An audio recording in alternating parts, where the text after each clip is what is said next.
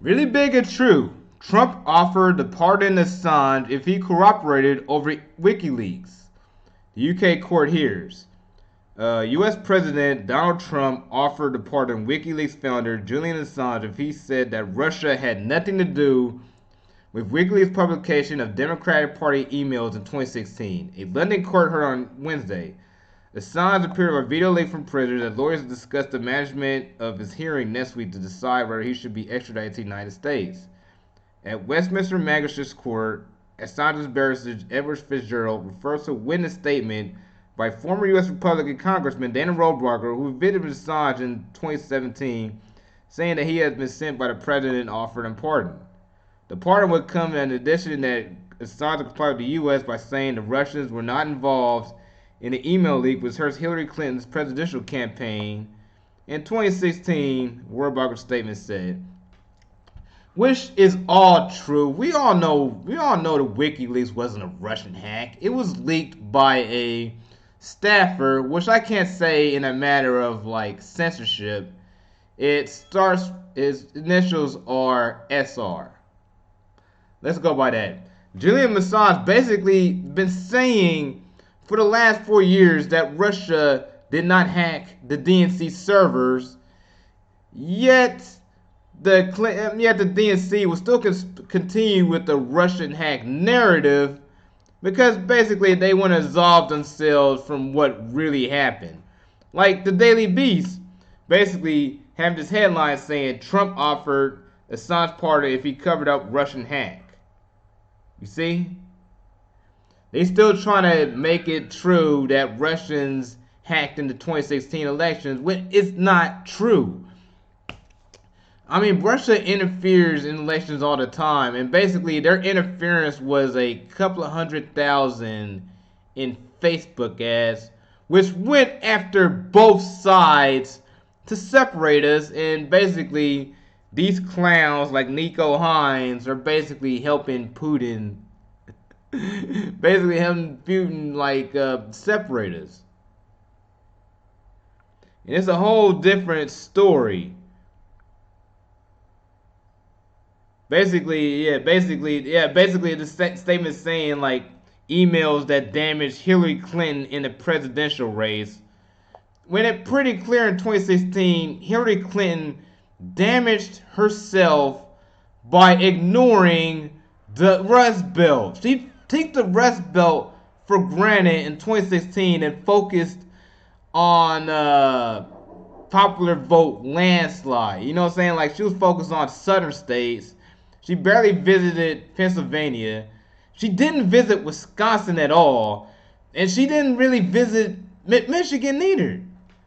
I mean, it's her fault. I mean, the thing is, like, remember the Pied Piper strategy from WikiLeaks? Basically, one of the WikiLeaks emails revealed, like, a strategy to have Trump be the Pied Piper candidate.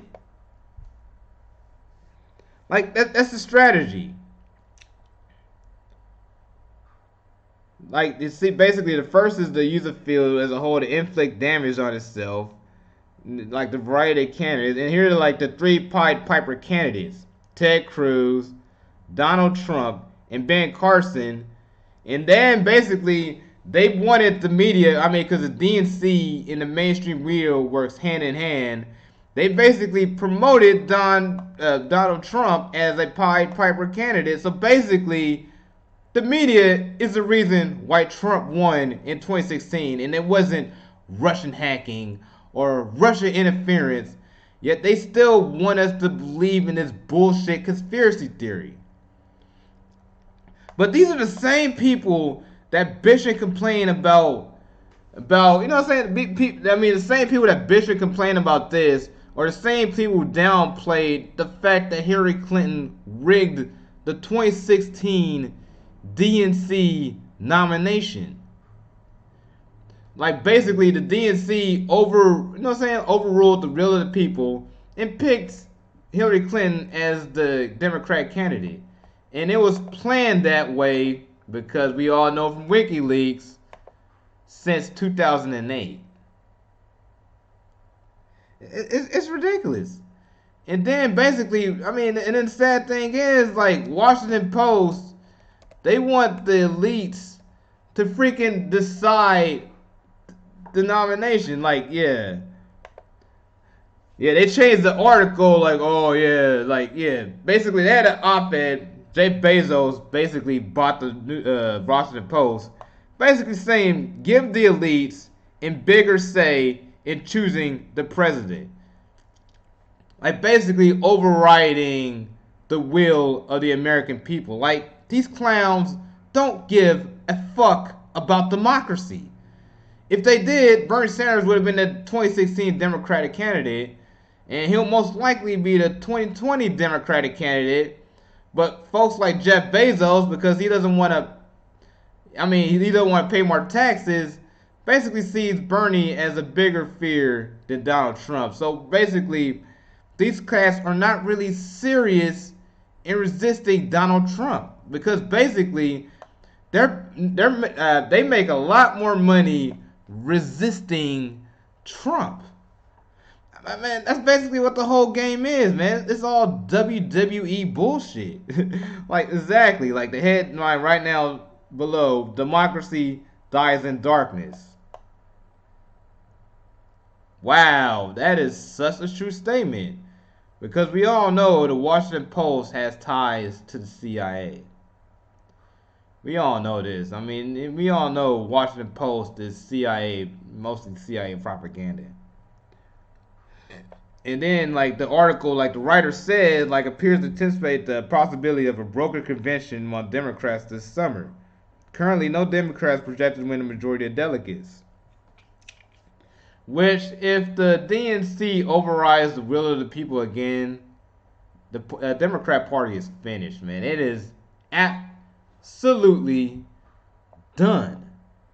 But that's like a whole nother tangent I want to give up on. But, I mean, the point says, like, Democrats don't really give a fuck about democracy. Like, they say the buzzwords like, oh, Russia attacked our democracy. Oh, they interfered. They interfered and put Trump the dictator in office. Donnie Tiny Hands. When it was really y'all that gave us Trump. So, anyways, follow me, John Clem310 on Twitter. Give me a like if you feel this video. And please subscribe and share my video around, because YouTube algorithm doesn't have much love for libertarians out here in California. All right, peace out.